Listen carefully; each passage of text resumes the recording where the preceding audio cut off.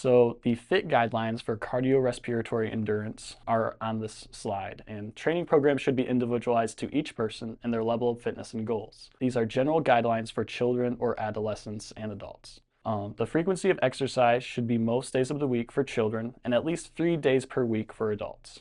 Additionally, the intensity should be moderate to vigorous, which is approximately 60% to 90% in terms of max heart rate. The time spent doing cardiorespiratory training should be 60 minutes or more per day for children and 150 minutes of moderate training or 75 minutes of vigorous activity per week for adults. Finally, individuals should engage in a wide variety of aerobic activities, such as running, biking, hiking, swimming, interval training, active sports, and outdoor pursuits. In all, improving cardiorespiratory endurance is a central goal of physical education programs, and students should also develop the cognitive skills to implement plans to improve their own health-related fitness. Thank you for watching.